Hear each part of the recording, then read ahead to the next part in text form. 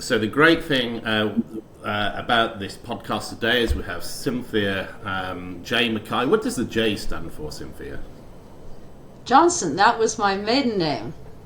Brilliant. And Cynthia, you're a doctor, right? I mean, do you say these days I'm a retired doctor, or does that even retire doctors? It must last for life, right? Well, I say I'm a retired eye surgeon, which is a bit more specific, just to really and a bit more impress glamorous as well, right? Darn right. Well, you've earned it. You've earned it, of course. What's the difference between an eye doctor and an eye surgeon? Well, there are ophthalmologists that actually do surgery and are trained as doctors. Yeah. And then there are optometrists that are trained to give out contact lenses and give you glasses. And then there are opticians, which give you the glasses and make you the glasses. So it's a bit confusing. People they don't know quite what I do, but if I say eye surgeon, then they picture me slicing up their eyes, and they know. I got you. That sounds a bit gory. So that explains the MD at the end of your name rather than PhD or something else. Am I right? Right. If I were an optometrist, I'd be an OD. You'd be an OD. That's the or a nutritionist, I'd be an ND. Got so you. I went And all is the way that, through 4 years. I went Brilliant. all the way and through is that 4 years. worldwide, Cynthia? Is that across the world, or is it specific to the US, or does every country have the same letters? Well, I think in the UK, don't you have a difference between surgeons and non-surgeons? One's called Mr. and the other's called Doctor. Or Mrs. of course. I'm not sure or Miss. quite how it works. Yeah. Although I've not seen some of the other suffixes. So an ND, for instance, I did see a PD, which I think is Doctor of Psychology or something, maybe. PhD. PhD. PhD. Yeah. Although anyway, Anyway, that's for the others. So, Cynthia, where are you now? Where in the people listening to this? I'm in Scotland. That you can probably tell by my tartan. Where are you? I'm in Rye, New York, which is a suburb of New York, north, on the water on Long Island Sound. A lovely place to live. I came to Rye because of a guy. Way back in 2003. Wow. So I'll tell you. So for the British people that listen to this one day, they will never forgive me if I don't ask you what the weather is like out there today. Ooh, it's about 33 degrees and bright and sunny and windy. Are you worse in Scotland? Nice. So you're talking Fahrenheit, right? We are 9 degrees centigrade, and it is actually quite bright out there, and it's not raining for once, which is unusual. And did you grow up in New Jersey? Were you? Are you where you started life? I started in Far Hills, New Jersey, which is quite an extraordinary place. The people there are very rich. They live in great big houses with long, long driveways, and out in front of the driveways is a little sign that says the name of the house. It never says the name of the person or the address. It's the name of the house. Wow. And social life revolved around fox hunting, the Essex foxhounds. It was crucial to Far Hills, New Jersey. And how do you feel the same about fox hunting now as you did then, or and how is that? How do you feel about it? Well, I fox hunted because it was a way of pleasing my grandfather. My grandfather made a lot of money, and he built a great big house on a hill, And then he had 4 sons, and he built 4 other houses for the sons around the big house on the hill. And that was so his sons could not escape and go live somewhere else. And he loved fox hunting. He adored it. Actually, fox hunted all over England and Ireland, too. And the best way to please my grandfather was to fox hunt. And I hated fox hunting. I was terrified when I was fox hunting. I had a horse he'd bought for me. He was a great guy for making a deal. And he probably got a very good deal on this retired racehorse called Briar Time. And she'd never been trained to jump. And that's what you do when you fox hunt. You dash across the country after a fox, and you leap over fences, except she would often plow through fences instead of jumping. I don't know why I'm alive today. And what's your earliest memory of that? Can you place that in your, before you're 10, or was it later memories you have? So my earliest memory is of lying in my crib in my bedroom, and there was light dappling the floor, and my nurse had put me down for a nap. My parents never came to my bedroom. It was always the nurses. And I started to pick off the wallpaper on the wall. It was ivy colored covered wallpaper, and I hated it. So I decided I was going to get every little scrap off. So I started picking it off with my fingernails, bit by bit by bit by bit by bit. I was determined I would get it off, and I would have if they hadn't moved me to another bedroom. So I guess at that time, you could see that I was a child with a certain obsessive compulsive personality, or a lot of persistence. And I love projects, and I love working hard, and that's what I did during my nap time. So the description you've given so far, one might be mistaken to think, would you say a privileged childhood? Oh, more than privileged, I would say. Super privileged.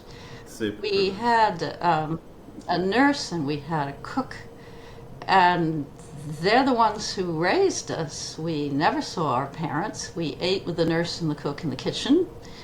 Way before my father came home, he commuted into New York City back and forth every day to work at the Kellogg Company, which my grandfather had helped to found. And when he came home, my mother would dress for dinner in a long gown, and they would be served a candlelight dinner with our German cook bringing in the food, and we would have been put to bed by our nurses.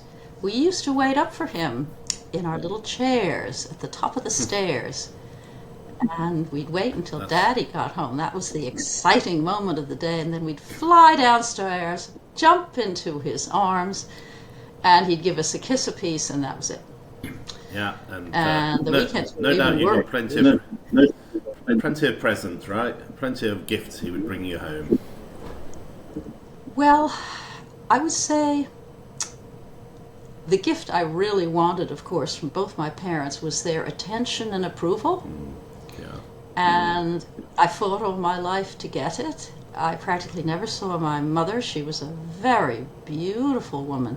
She had 31 proposals of marriage.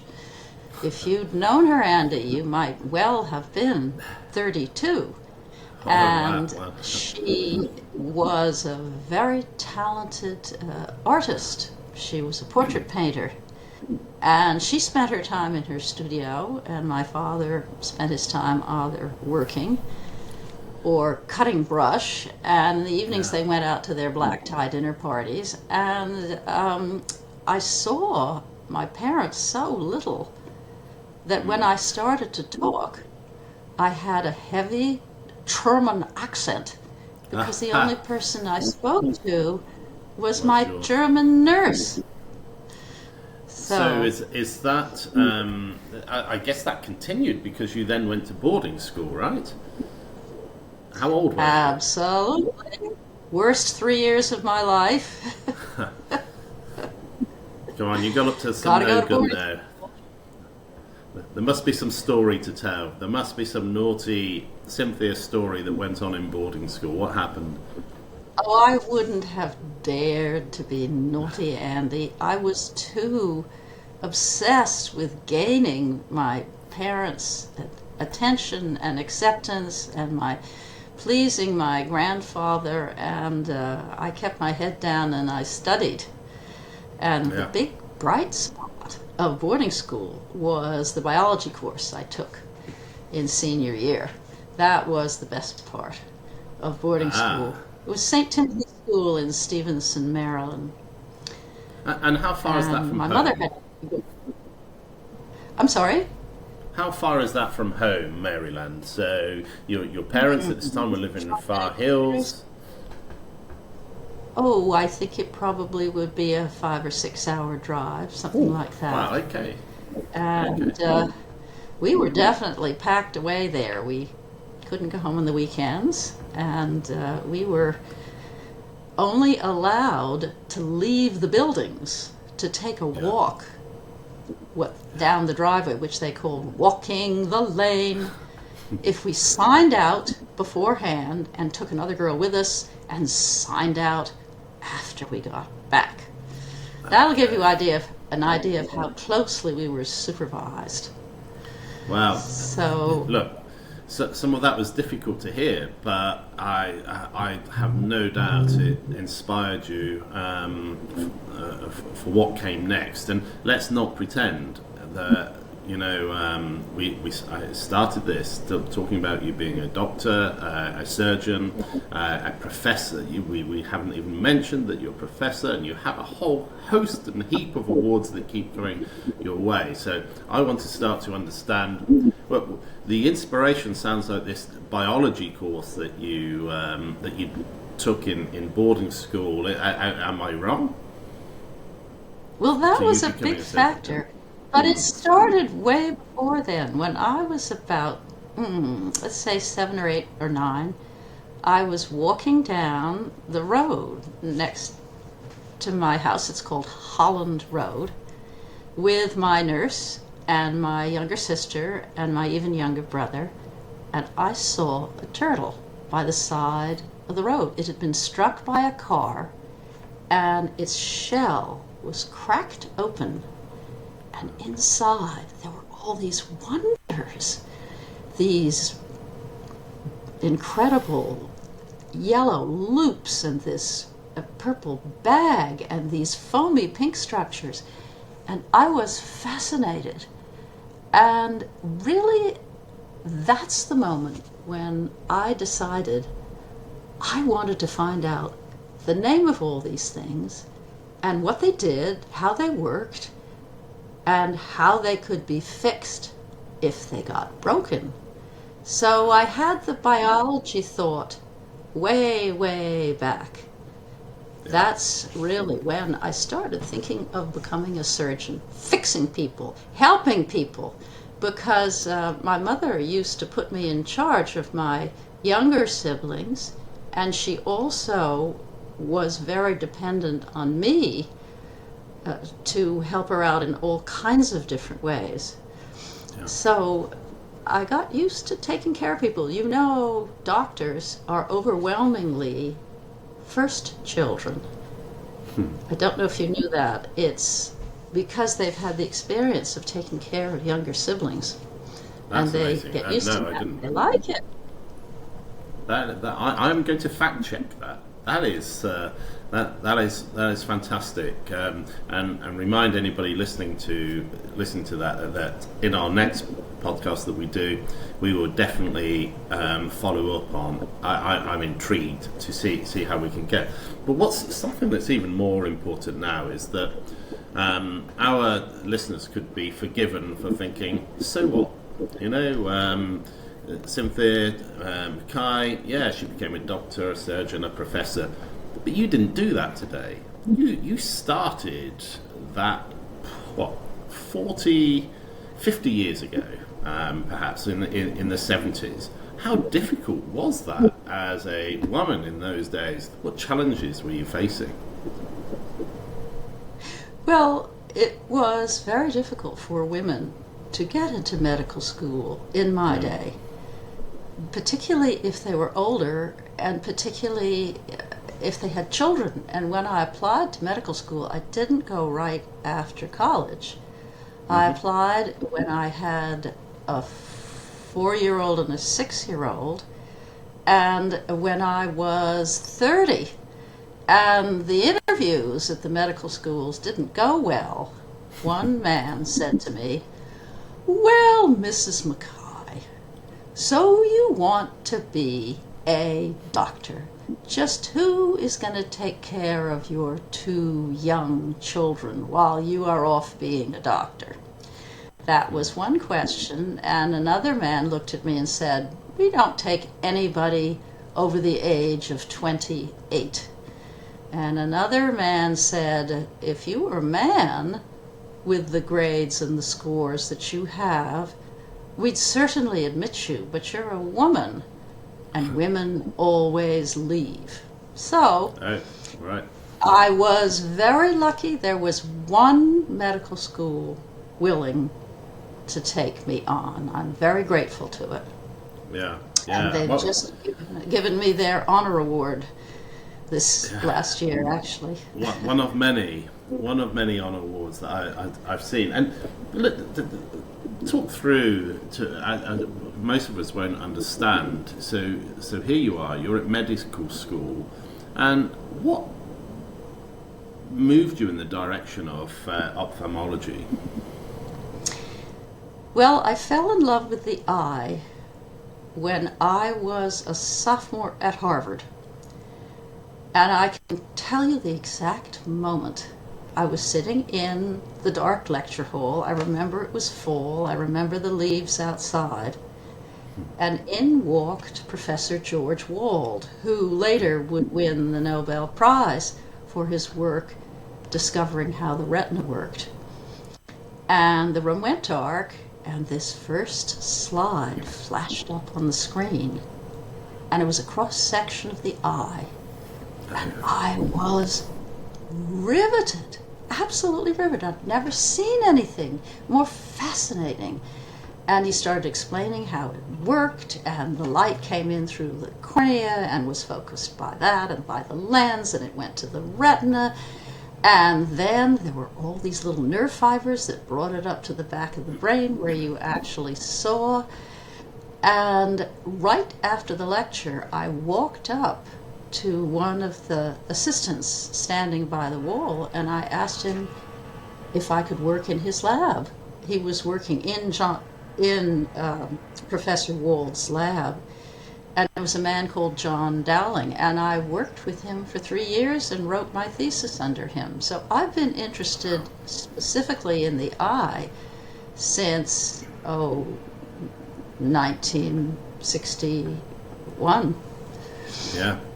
And I mean, would you say it's a particularly complicated area over some other areas that you could have chosen?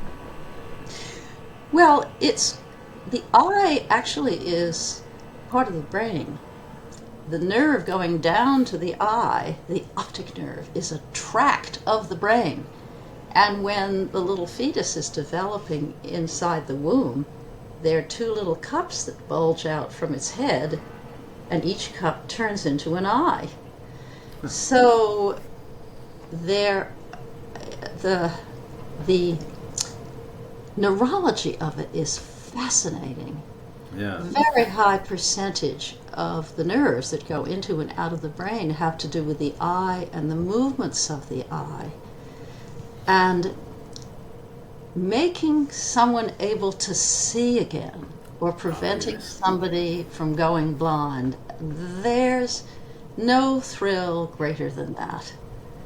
You can see the difference it makes to their lives, these people.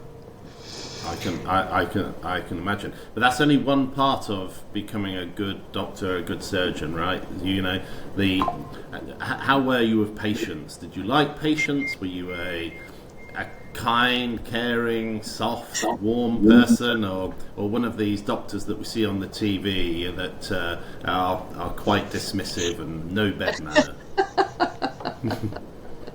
Well, I hope I wasn't like that. I loved my patients. I got so much from them. And it was fun getting to know them. You could tell so much by their body language when they walked into your office. Were they happy or sad? Were they cringing as if they were afraid? Were they anxious? Then you wouldn't believe what people tell you if you listen to them. My patients would tell me things they hadn't even told their spouses. And that is a huge part of the satisfaction of being a doctor. And I think today, when the visits are so rushed and you're allowed 15 minutes for a patient, patients who really believe their doctors and think they're on their side will follow their orders. They'll take the medicines or have the surgery. And a physician that really knows their patients gets so much more gratification than someone who doesn't. As a very big cause of burnout is just running through patients as if they were cars on an assembly line. It's very sad. As a matter of fact, my own physician has started a empathy project for medical students to teach them to be empathetic towards their patients, and that's amazing. So important. Yeah, hey, look, at my age and all of our age, we've all experienced doctors, good, bad, and the ugly. It's very warming to hear that and heartening. Tell me something. If you were looking at a young Cynthia today, with the challenges that you faced in the 70s and the new world that we are here now with social media and the internet at our hands and generative AI and all of these other tools, and you're a young Cynthia, a young woman making this decision, what will you tell those people, those young Cynthias, the ladies that want to come into this this hard fought out competitive industry? Well, first I would tell them they're badly needed, because several studies have shown that women are better surgeons than men. And I wish I'd known that when I was thinking about going to medical school, because one of the things that I worried about was whether I had the skills to be a good surgeon. What does it take to be a good surgeon? Where do you get the guts to cut into a human eye? And the women are better than the men because they're more meticulous. They take a little more time, and they don't get sloppy because they realize the stakes. So first of all, I would say they're needed. Second of all, I'd say it's an incredibly rewarding field. When you see how a patient's life changes when a dense cataract comes out, and they're able to do things now they never were able to do before, what could be better than that? And I'm not gonna lie, it's long and it's difficult, exhausting, but you can do it if you have persistence, persistence, and persistence. It's like picking off wallpaper. You take it a day at a time, and you never stop. And then you eventually get sent to boarding school. So, do you think women today face as significant challenges as you did? Do you think they're lesser or greater or just different? Well, I think that the acceptance of women in medicine has rocketed up. I mean, my first day in the operating room consisted of walking into the nurses' changing room. There were 3 changing rooms at the hospital up in the operating floor. One was for the attending surgeons, the older doctors. One was for the residents, the male residents. And one was for the nurses. And I was the 4th female resident at the Harkness Eye Institute of Columbia Presbyterian Medical Center. And the 4th woman, and the Harkness Eye Institute was founded in 1930, and I was number 4. So I walk into the nurses' changing room, and there's the head nurse of the OR, Robbie, who was once, excuse me, an Army nurse. And she looks me up and down as if I was a fly she wanted to swat, and she says, "Never did think much of women surgeons." So that was a gauntlet she threw down. I had to prove myself to Robbie. Yeah. So I changed into my scrubs and trotted into the operating room, and I walk in, and there's the surgeon I'm assigned to assist. And he looks at me and he says, "Lord, save me. They've sent me one of those damn women."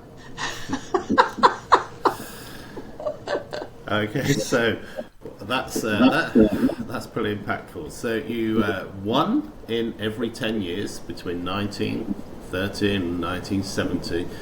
I can imagine if we were to look at 1970 to 2020, we must see significantly higher numbers. It has to have significantly changed. Well, Andy, actually, there are more women entering medical schools now than men. It's about 51% to 49%.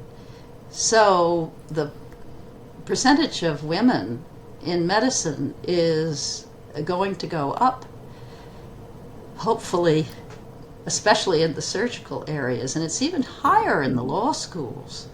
It's becoming a female profession, which is good because women are caring, and it's a caring profession. We say hooray to that, right? So hooray to that. You touched on it just slightly a moment ago, the advancement in ophthalmology since you've been involved. Is it, if you were studying, say, in the 1970s, I can imagine things have changed dramatically. What one thing would you say, if it's possible, is that sticks in your mind that is an advancement for greater good? Well, ophthalmologists were the pioneers in using small incision surgery. The first time I operated on an eye, I made an incision that cut the cornea half off, because I had to have a big incision to pull out the cloudy cataract, which is the lens that clouds up. Now, when I was doing cataract surgery a few years ago, I went through an incision that was 2.5 millimeters wide. That's 2.5 pinheads. And actually, other professions are now following, other surgical professions. In the old days, if you had a hysterectomy or a gallbladder or something, there'd be a big scar right down your middle. Yeah. And now there's probably 2 tiny little scars on the side where they slipped in some kind of a scope and did it laparoscopically. An appendix is a big proof of that, right? You know, I mean, appendix surgeries now are very rarely anything other than a keyhole. Yeah.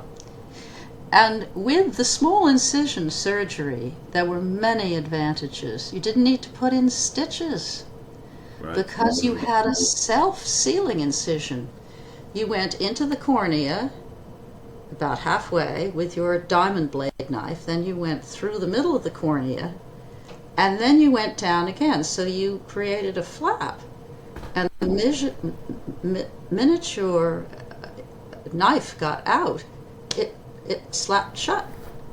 So that doesn't have any stitches necessary to hold it together. And you reduces infection, does it? Chance of infection, I guess.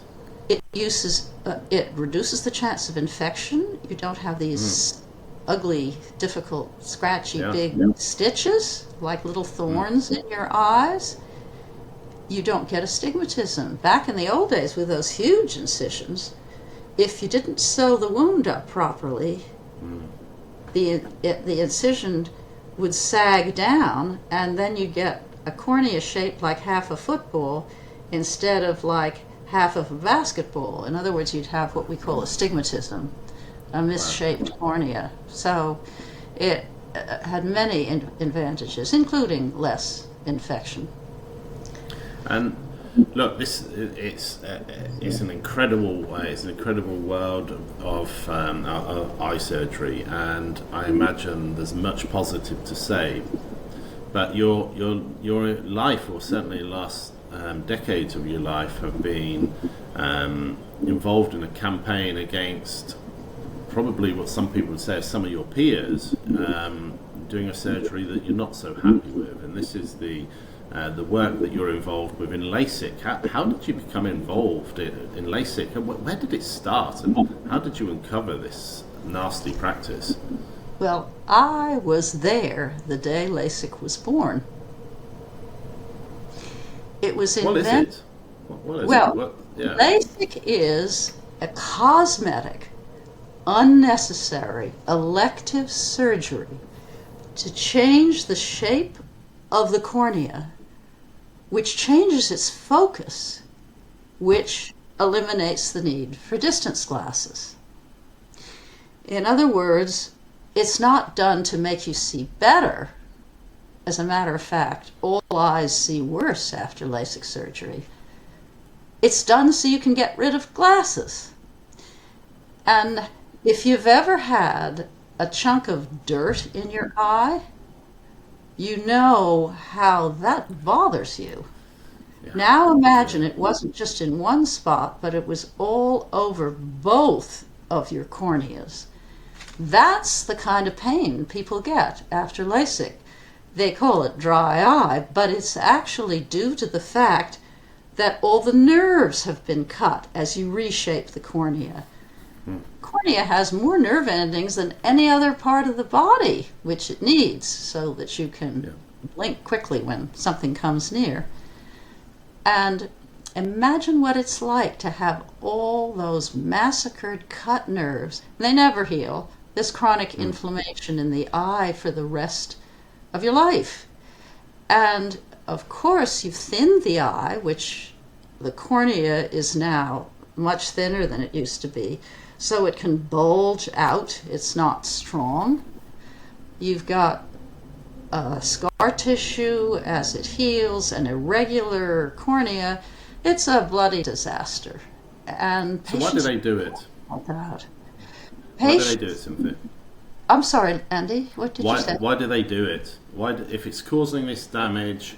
And I guess you would say the only safe vision correction is eyeglasses, or contacts. Or contacts. Okay. Well, I'm a surgeon, and for 40 years I operated on eyes. 40 years.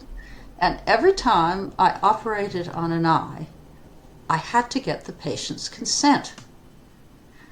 And I had to certify in the chart CARB, C-A-R-B. I had told them the complications, the alternate possible therapies, the risks, and the benefits. Yeah. And the patients are not told about the risks. In particular, they are not told the percentages of the risks. And a new study came out this year showing that 75%, 3/4, 3 out of every 4 people who have LASIK have dry eye, a new dry eye afterwards. If that was in the consent form, I understand that I have a 75% risk of dry eye that is untreatable and permanent. They wouldn't want it. They're not informed adequately. The consent forms are a joke.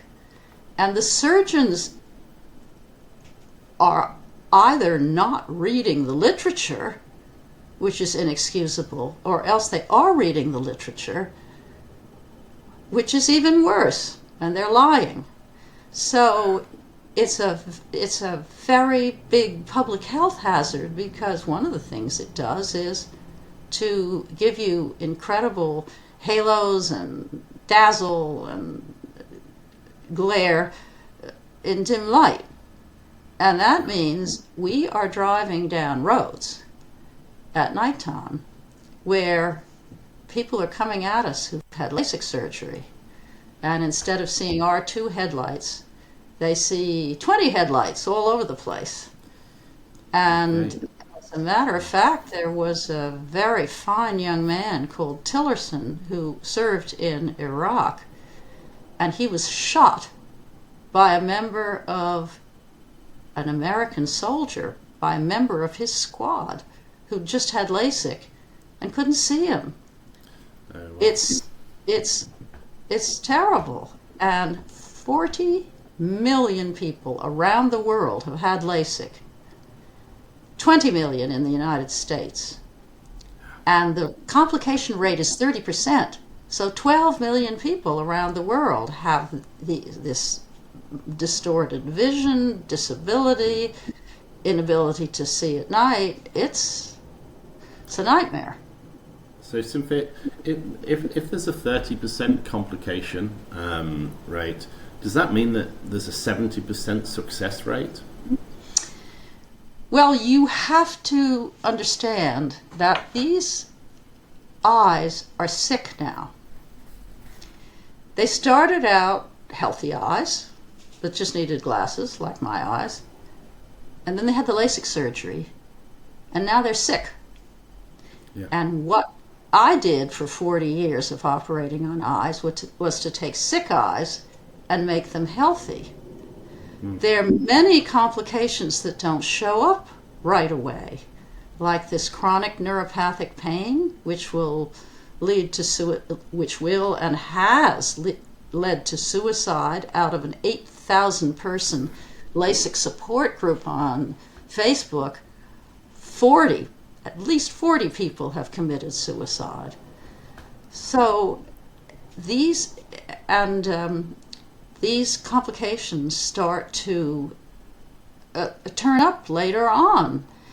And I mean, there are people, I know some of them, who had LASIK 20 years ago and they're still happy, but they're lucky, because after 7 years, 44% of these eyes have regressed. They've either gone back to being nearsighted, or they've gone the other way and become farsighted. So if you truly understood all the adverse complications to having LASIK, you wouldn't go near it. And I'm the only ophthalmologist that will speak up. I've tried and tried and tried. I've talked to the 2 foremost ophthalmologists in the U.S. who treat LASIK complications. They spend their days helping these desperate people who are suicidal and whose lives have been wrecked. And I said, would you say anything for our book? Would you say, we've got to do a better job explaining the complications?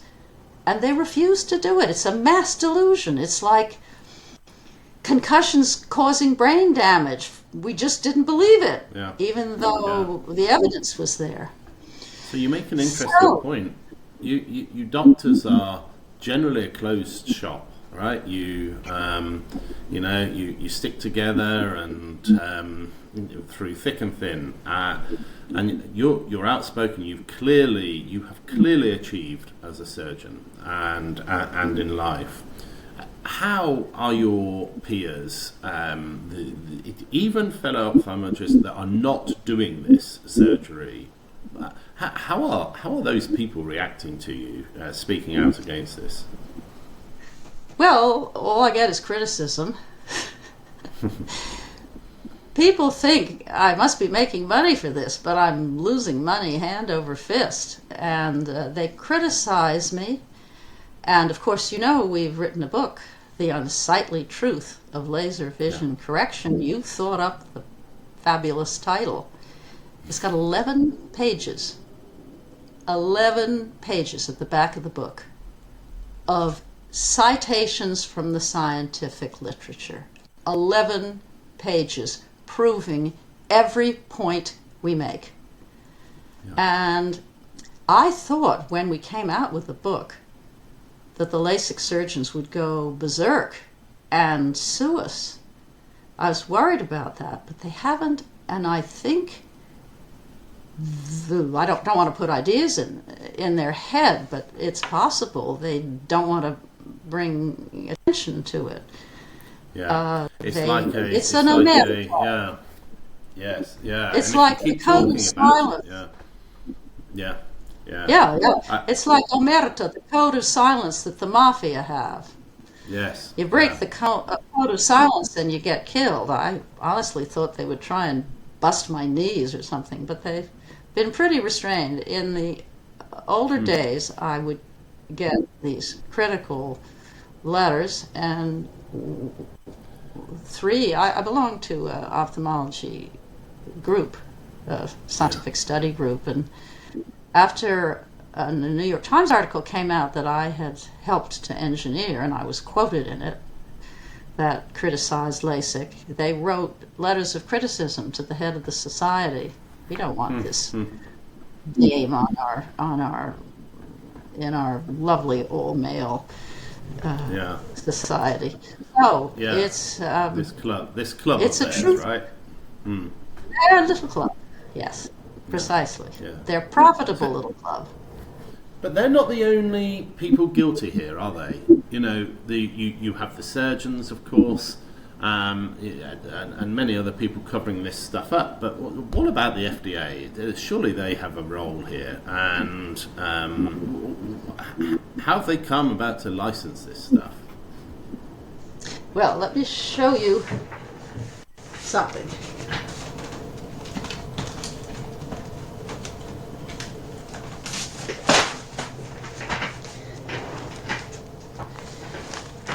This is the book that you've been so helpful in getting to press.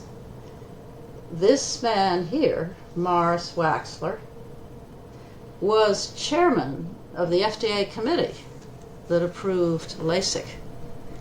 And after he retired from the FDA, he started to see all these patients who were just in misery, in terrible shape. And he went back to the original statistics that had been given to the FDA, and he found there was a 70% chance of fluctuating vision and a 40% chance of dry eye. And the LASIK surgeons had reassured him that these were temporary and would go away, and he discovered that they were permanent. So he's turned against them.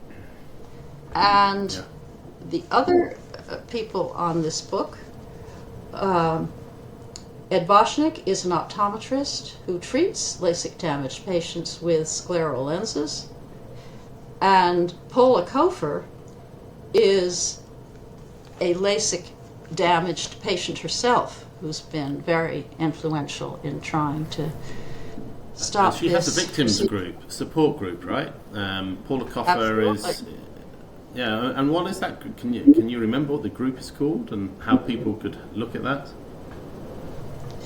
It's called the LASIK Complications Support Group, and you just go on Facebook and there it is. She's also got a website, and 10 Reasons Not to Have LASIK, And Yeah. she's doing her best, and I'm doing my best, and Morris Waxler is doing his best. It's just a matter of getting the truth out. It's the truth, and the truth will out eventually. And it's the unsightly truth, right? So we have the unsightly truth, which you have co-authored. You are an executive producer of the film Broken Eyes, and you have... Yes. I mean, you really are coming in at a pincer movement here. You have your memoir, which does talk about your fantastic achievements and your early days, but it does have a serious note. You know, it does deal with this problem, and you've got, as far as I see it, you have this young woman who grew up in a super privileged life, but had pretty much been abandoned by her parents, sent off to boarding school, not given the love and care, devoted her life to caring for others, and this incredible sadness at the work that you do and have done for good. There are people in your industry that are doing the exact opposite. That's very well said, Andy. Whenever I hear the word LASIK, my stomach goes into a knot. It's unbelievable.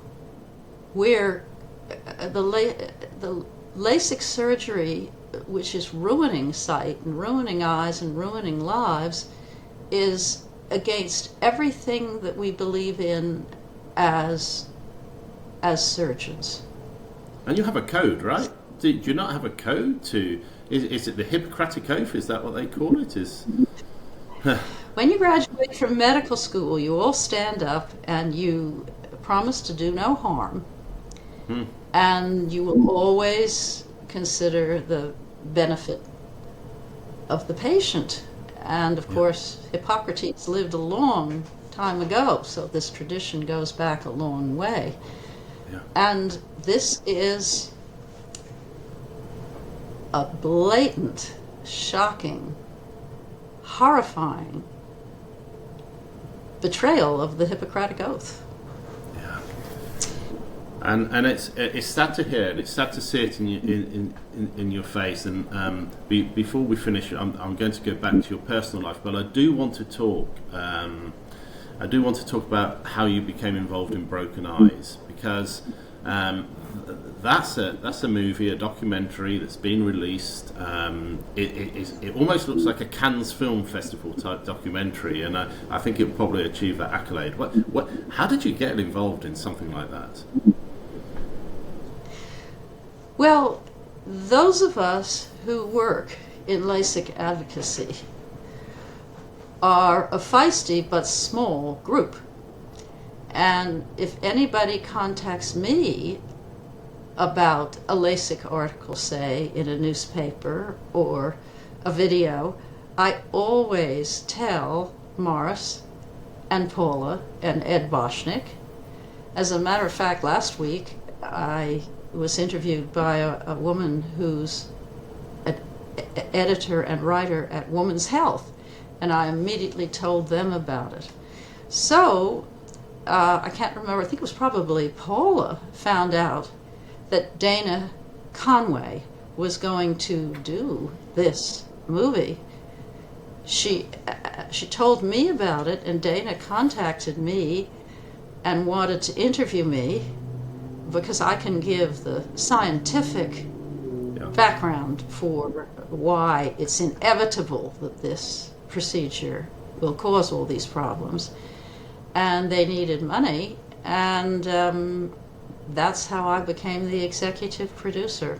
And I appear in the film a dozen times at moments to introduce various different complications of LASIK. She's an extraordinary woman. She's young, she's beautiful, she's blonde, and she had LASIK maybe 5 or 6 years ago. She's in constant pain. She has blood drawn, her own blood drawn once a month and made into eye drops that she has to put in every hour to deal with her pain. She has fluctuating vision. She goes blind at night. So she has to do all her filming during the months of the year that have the most sunlight.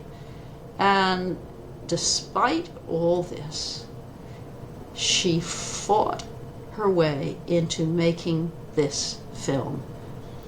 And one of the most extraordinary things, when I flew up to Boston to be interviewed for the movie, she told me that the two cameramen who came with her had volunteered their services. Wow. They were doing it for free. They were doing it for her. They thought so much about her. Yeah. The movie's really good. It will be released soon on PBS, and it's won a lot of awards. It won Best Documentary Award in Dubai International Film Festival. It won Best Documentary and Best Female Director at the Soho Film Festival. It's won other awards. It's got a few more film festivals to go, and then it will be released. Broken Eyes, remember that name. Broken Eyes, definitely. And so we have the energy that you have is unbelievable. The unsightly truth, the Broken Eyes, which you have been part of, and whilst doing all of this, you have written an impressive memoir. And it's not a memoir that's 200 pages long. This is a memoir that's over 400 pages, or around about that number. I think we may have squeezed it down now with some cheating. But where on earth do you get the energy? Is the energy this fight for LASIK, or is this just this little girl that peeled the wallpaper off and is just full of energy and full of zest? Is that just the story? Well, Persistence is my middle name, and I wanted to tell this story. Because when I was applying to medical school, I looked for a book to tell me, what is it like to be a surgeon? What happens when you're in the operating room? How do you face it? How do you do it? And I looked and looked, and I couldn't find this book, and so I wrote it. And I hope it gives a clear picture of what lies ahead for anybody who wants to do such a crazy thing. Yeah. But then I wanted to show that it was not only possible, but fun along the way. Yeah, yeah. So, and you do this with great care and great attention and great energy, but you faced so much, happiness and sadness in your life. And one of the things that reading the book that I reflect on is your relationship with Warren, and just to share a few thoughts about who Warren is and something funny and how you've dealt with the loss of Warren. That would be nice to hear. Oh, sure. So I was married for 39 years to Malcolm MacKay, who has wonderful qualities. He was very instrumental in getting me to go to medical school. I couldn't have gotten through it without his help. But in the end, he just needed a different woman. He needed someone who wasn't so full of energy and who wasn't so,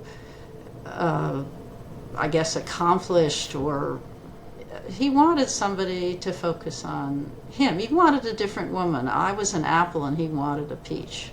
So he left. And 6 weeks after we separated, I put an ad in Harvard Magazine and ended up with Warren Joseph Keegan, who was a business professor who had gone to Harvard Business School. And what a sweetheart he was. From Kansas, simplest of backgrounds. His father left school after the 8th grade to work on the family farm. He'd never read a book except for comics and Boy Scout manuals until he went to college. I mean, talk about a self-made man. And such a great sense of humor, and he loved motorcycles, and we went all over the world on his motorcycle. We went all around Did he wear something South like this on his Island. head? Did he wear something that looked like this? No, he wore something that was much thicker and much stronger. He wore a helmet that had a little device in it that meant he could talk to me, and I was wearing my helmet. And Wow. we had a blast. We went the south along this great ocean road of Australia. We went all around the west. We went to West Texas. We went to the Grand Tetons. We just had a ball on the motorcycle. And And I can see that in your smile. yes, You cannot take that away. It's so rich, and then you lost him, of course. he got metastatic bladder cancer. He was a very heavy smoker before he met me, and boy, I got him the best care available in the world at Memorial Sloan Kettering.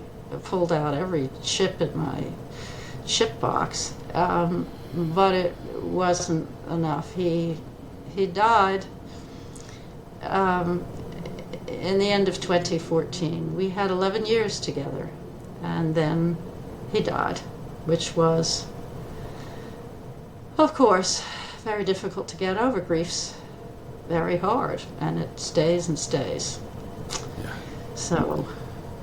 And you live with it. You live with it. You have to live with it. But then, a friend of his also from Harvard Business School, lost his wife, Nancy, Arthur Stampelman, 5 weeks after Lauren died, and we helped each other out, and one thing led to another. And now I'm married to Arthur. Lucky Arthur. Going to darling Arthur, and Yeah. going to services at the synagogue, and lighting Hanukkah candles, and it was a big surprise. I never thought I'd marry again, but I did. And how does Arthur cope with all of this work that you are doing at a stage in your life where you shouldn't be doing all this work and spending the time with him, traveling the world? He's got a lot of interests of his own. He's a docent at the Bruce Museum. He has lots of friends. He's in New York at the moment having lunch with a bunch of his Citibank friends. And he's happy to tag along when I go pick up an award and take the photographs. He read the entire memoir over 3 times. That gives you an idea of how devoted he is. That does. It's I've interesting. been very lucky. Yeah. Well, look, listening to you, seeing you when you're happy, seeing you when you're sad, which there's been this podcast has been more smiles than it has been sadness. But you're full of energy. But there's no denying. Denying that age has to have an effect, an impact on us. But you seem to be deciding not to let age get in the way. How are you dealing with coming to an age as you are? Well, lots of exercise. But I just feel I'm 82 and I have no idea when I'm going to go, but it isn't going to be very far from Not now. yet. And so I just want to do something with my life, and it isn't working on my golf game. It's such a privilege to have a cause and Yes. to be able to do something that really will help the world. I mean, if we can stop LASIK, think of all the misery and suffering and disability that will end. And I feel lucky that I have that cause. not happy about the cause and the reason for it, but I mean, Yeah. it's been a privilege. It's amazing to hear you close like that, because when I think of the start of this call, I cannot get the image away of this adventurous child peeling off the wallpaper, a whole life ahead of her, you know, achieved a lot as a woman undergraduate, you know, and then going on to be married, have children, and then embark upon this amazing life. And yet, at the end, we close with this one big fight, and it's to stop this awful, awful practice of LASIK. It shows how much of an impact. You know, you're not talking about wanting to peel that wallpaper off again. You're not talking about wanting to relive some of the glory that you've probably had. You want to stop this god-awful practice, and that is just amazing to hear. Well, I feel lucky that I have some money to put into it, actually. I mean, I certainly am not going to solve the problem of climate change, but I do know where to put my money where it will definitely do a lot of good, and that is to caring for LASIK damaged patients and to prevent patients from getting LASIK. So it's been a privilege, really, and I feel very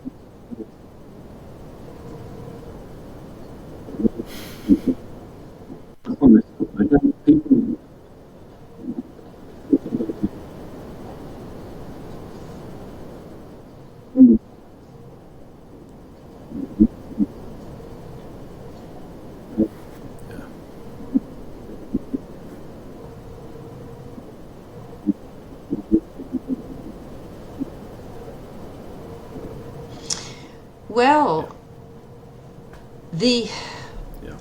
So There's so many the question I things should we have asked do is to what save not sight. to do, and the answer would have been: We take out do not cataracts. We fix embark upon retinas LASIK that have surgery. detached. Just We do not do fix glaucoma, control glaucoma. Okay, so it's been There's treatment now for macular, Yeah. wet macular degeneration. We've made Yeah. so Look, many it's been an strides absolute pleasure.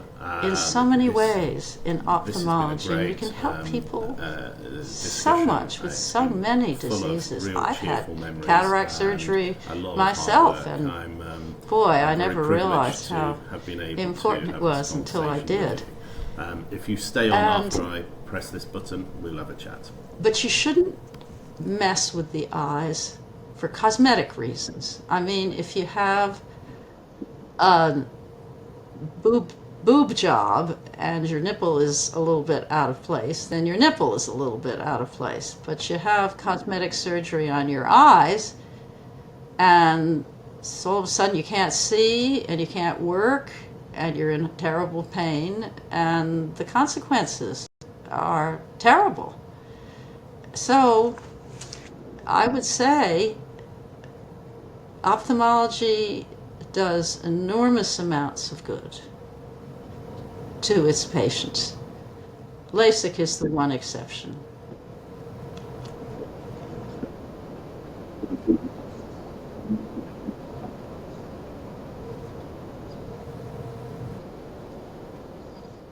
Oh, yes. Learn a little bit about it. Learn a little bit about it and you won't go near it.